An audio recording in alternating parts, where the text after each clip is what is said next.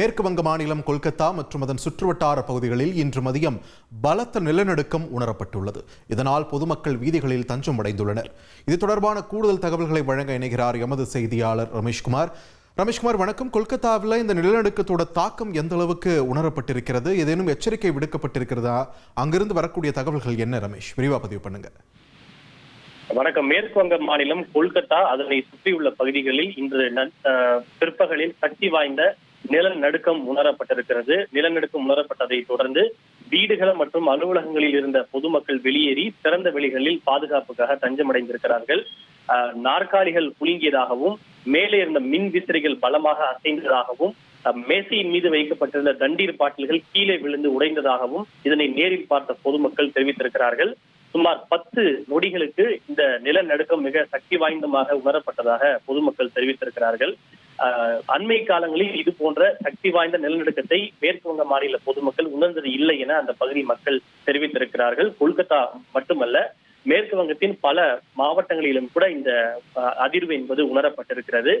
இன்று பிற்பகல் 1:22 மணிக்கு அண்டை நாடான வங்கதேசத்தில் உள்ள குல்லா என்னும் பகுதியில் நிலநடுக்கம் ஏற்பட்டதாகவும் அதனுடைய தாக்கம் கொல்கத்தாவில் உணரப்பட்டதாக கூறப்பட்டிருக்கிறது.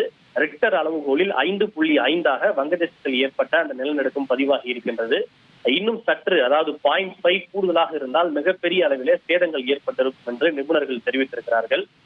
இருப்பினும் இந்த நிலநடுக்கம் உணரப்பட்டதில் தற்போது வரை எந்த விதமான உயிரிழப்புகளோ உயிர் சேதமோ அல்லது பொருட்சேதமோ ஏற்பட்டதாக தகவல்கள் இல்லை. ஆனால் கட்டிடங்கள் சில இடங்களில் மிக பலமாக அசைந்ததாகவும் அலமாரிகள் கூட அசைந்ததாகவும் பாதிக்கப்பட்ட பொதுமக்கள் தெரிவித்திருக்கிறார்கள். ரமேஷ், ஒரு தெளிவுக்காக கேட்கிறேன், இந்த நிலநடுக்கத்தோட எபிசென்டர் மையம் வங்கதேசத்துல தான் இல்லைங்களா? நிச்சயமாக வங்கதேசம் தான். நம்ம இந்தியாவை பொறுத்தவரை ஆப்கானிஸ்தானில் இந்துகுஷ் மலையில் நிலநடுக்கம் ஏற்பட்டால் கூட அது டெல்லியிலே அதனுடைய தாக்கம் என்பது உணரப்படும். மேற்கு வங்கம் என்பது வங்கதேசத்திற்கு பக்கத்தில் இருக்கக்கூடிய ஒரு பகுதி தான். எனவே வங்கதேசத்தில் ஏற்பட்ட அந்த நிலநடுக்கம் அதனுடைய தாக்கம் என்பது மேற்கு வங்கத்தில் உள்ள கொல்கத்தா அதனை சுற்றியுள்ள பகுதிகளில் மிக வலுவாக உணரப்பட்டிருக்கிறது. நன்றி ரமேஷ்குமார், உங்கள் விரிவான தகவல்களுக்கு. இனி செல்லும் இடமெல்லாம் செய்தி. தந்தி டிவியின் வாட்ஸ்அப் சேனலை ஃபாலோ பண்ணினா செல்லருக்கும் இடமெல்லாம் செய்தி.